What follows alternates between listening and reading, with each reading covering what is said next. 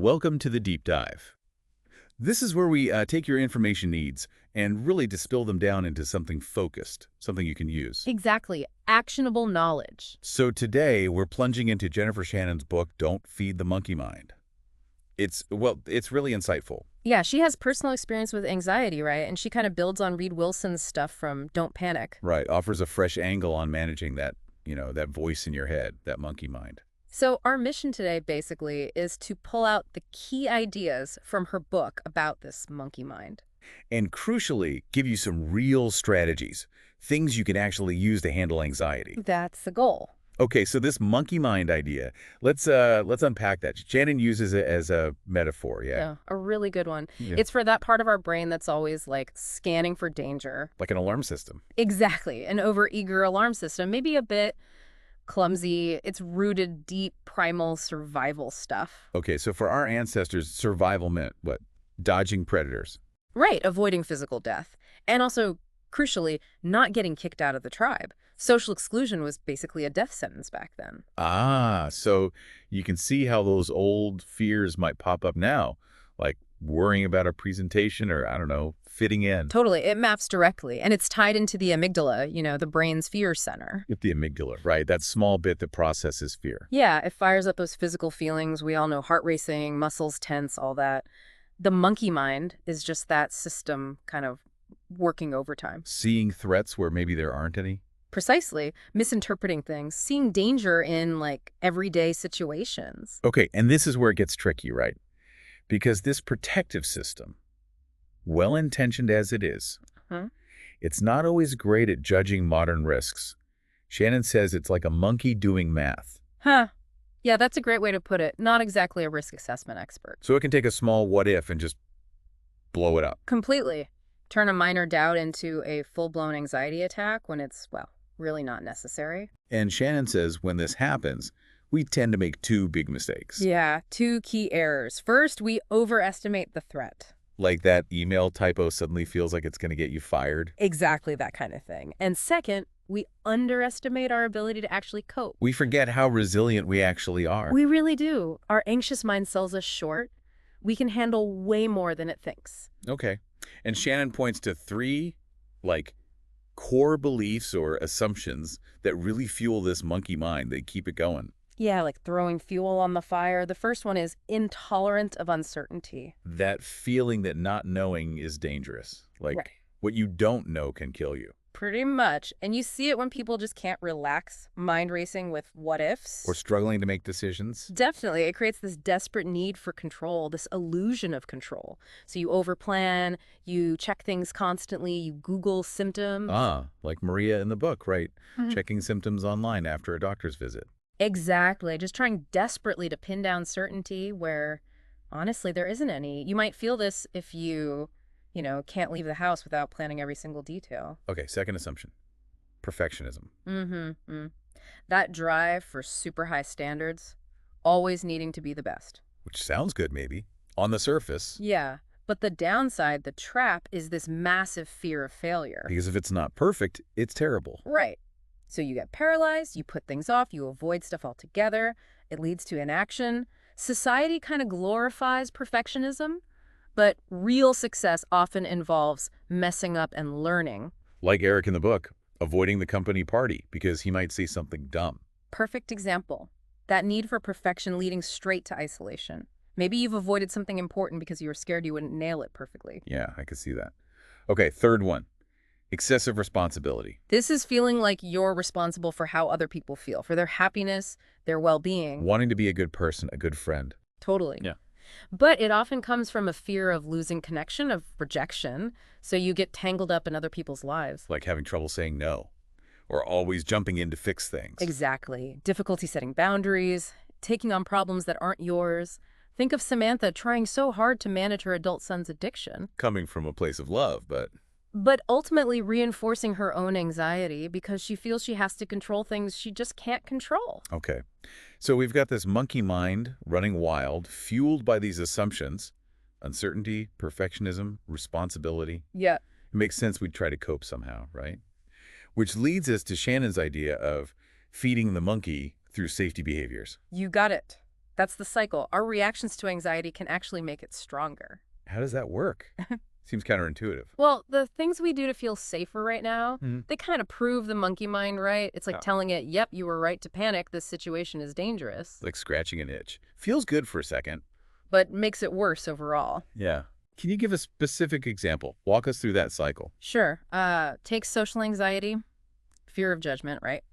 Monkey mind says talking to people is risky. Oh, So the safety behavior might be avoiding eye contact or rehearsing everything you say or just keeping quiet. things to feel less anxious in the moment. Right. But doing those things sends a message back. See? We needed those tricks to survive. Social stuff is dangerous. Ah, so it confirms the fear, makes you more anxious next time. Bingo. That's the reinforcement loop. So these safety behaviors, they're basically anything we do to avoid or resist or distract ourselves from the anxious feeling, that urge to just make it stop. That's it, exactly. And again, the key insight is that while they give you that quick hit of relief, Mm-hmm. they validate the threat for the monkey mind. You're teaching it, yep, be scared and do this to cope, feeds the cycle. Okay, so what do these actually look like? Can we link them back to those three assumptions? Definitely. Let's break it down. For intolerance of uncertainty, the safety behaviors are all about trying to manufacture certainty. Like checking stuff. Loads of checking. Appliances, locks, checking on loved ones, checking your own body for weird sensations like Maria's health anxiety. Right. Also, repeating actions until they feel right. Spending way too long on tasks. Compulsive info-seeking online or from doctors. Washing hands obsessively. Over-planning. Yep. All trying to eliminate doubt. Even mental stuff counts, like ruminating, just going over and over things in your head, or mentally replaying conversations, trying to predict everything. Wow, okay. That's a lot. What about perfectionism? What safety behaviors come from that? With perfectionism, it's mostly about avoiding flaws or judgment. So redoing tasks over and over. Yeah, endlessly redoing things, spending ages trying to get something flawless, over-planning again, but here it's to avoid any possible mistake. And mentally. Harsh self-criticism is huge, just beating yourself up for tiny imperfections, and that constant fear of what others think.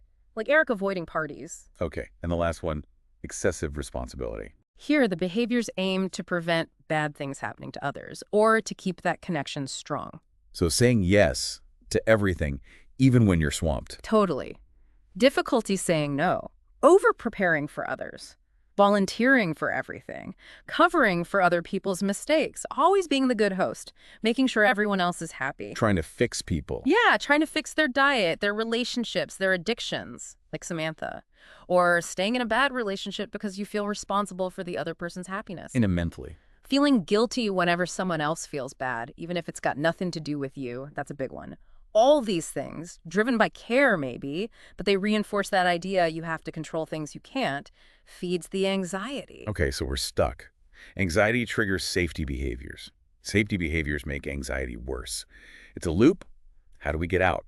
Shannon talks about unhooking. Yes, that's the key. It's about changing your relationship with the anxiety, Yeah. not trying to wrestle it into submission because that usually backfires. Well, it makes it louder. Exactly. Instead, you change how you respond.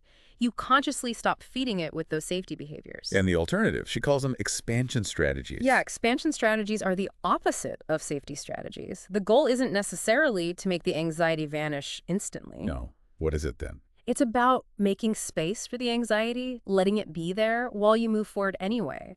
Doing things that matter to you, living by your values, even when it feels uncomfortable. So engaging with life instead of shrinking back. Precisely. Learning to, dance with the anxiety instead of fighting it. Okay, so it's less about feeling safe now and more about living a meaningful life long term, even with uncertainty. How does this work for those assumptions? How do we move away from needing certainty all the time? The main expansion strategy there is consciously choosing to tolerate doubt. Just sit with it. Yeah. Instead of scrambling for reassurance or trying to predict everything, you make a choice. Assume you're okay, unless there's real, obvious danger. Plan flexibly. Accept you can't know it all. Resist that urge to check, check, check. Like Maria deciding to stop the constant online symptom checking. That was a huge expansion move for her, choosing uncertainty over that compulsive search for answers. Okay. And what about perfectionism? How do we expand beyond that? Expansion here means actively embracing imperfection, being willing to make mistakes, allowing yourself to be flawed in front of others. Seeing mistakes as learning, not disasters. Exactly. Eric's mantra, I'm willing to fail, That's pure expansion. The monkey mind says errors are catastrophes. Expansion says they're just part of the process. Your worth isn't tied to being flawless. Makes sense. And for excessive responsibility, how do we expand into healthier boundaries? It's about recognizing that other people are responsible for their own lives, their own choices. You can care deeply, but you can't control them. So learning to say no, setting limits. Yes. Saying no without crippling guilt. Delegating. Understanding you're not responsible for everyone else's feelings or outcomes. Samantha learning to limit how she helped her son, shifting to offering resources instead of trying to manage his life. That was expansion. So the monkey mind says, fix it.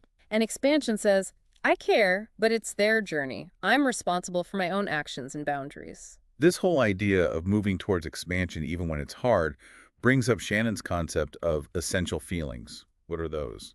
Essential feelings are just normal negative emotions. Sadness, anger, fear, anxiety, grief.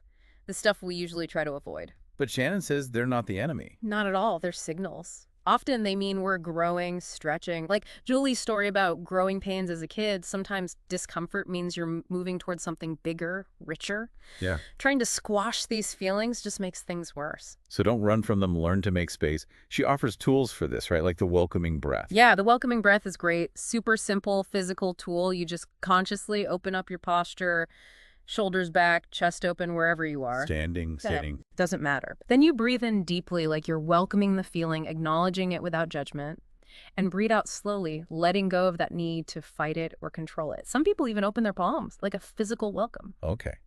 And building on that, welcoming the uncomfortable physical stuff. Yeah. There's urge surfing. Yeah, urge surfing is specifically for those intense physical sensations of anxiety. The tight chest, dizziness, racing heart. The stuff that feels really scary. So how do you surf that?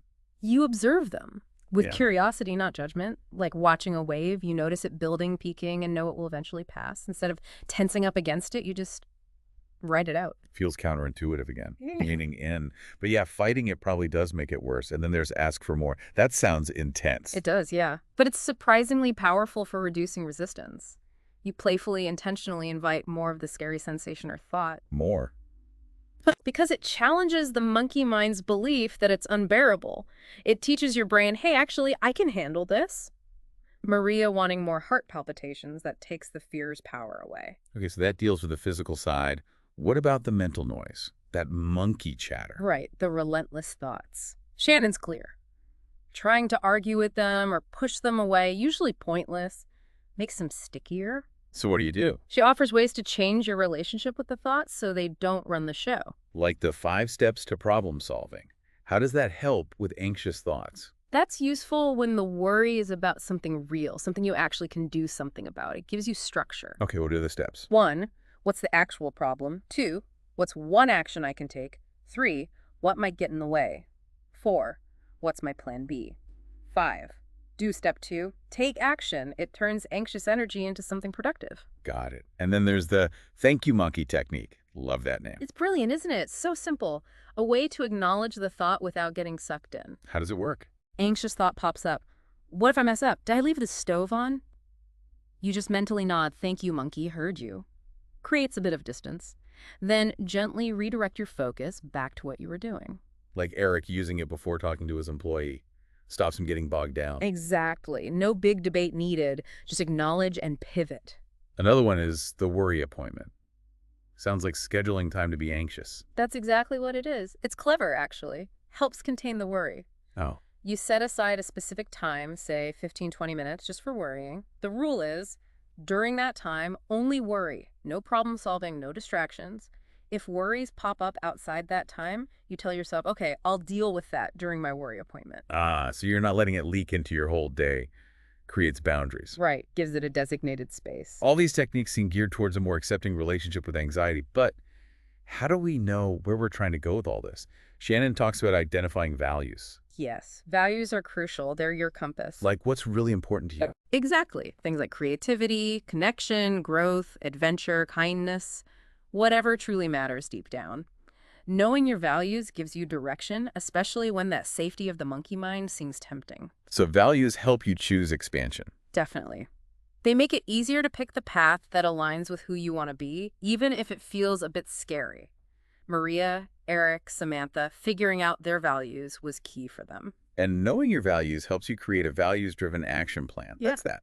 It's a practical tool. You take a tricky situation, Yeah. you identify the values you want to bring to it, you notice what your monkey mind is screaming at you to do the safety behaviors, then you consciously choose the expansion mindset, the one that fits your values. And you look at past safety habits. Yeah, see what you usually do. And then you plan the specific expansion strategies you'll use instead. It's like a roadmap for acting on your values when anxiety hits. Sounds like this whole thing takes a lot of kindness towards yourself. Shannon mentions positive reinforcement. Oh, absolutely essential. Self-compassion, positive reinforcement, that's the fuel. You have to praise the effort. Not just the outcome. Right. Celebrate that you tried the expansion strategy, that you welcomed the feeling, that you took the step, not whether the anxiety magically vanished instantly.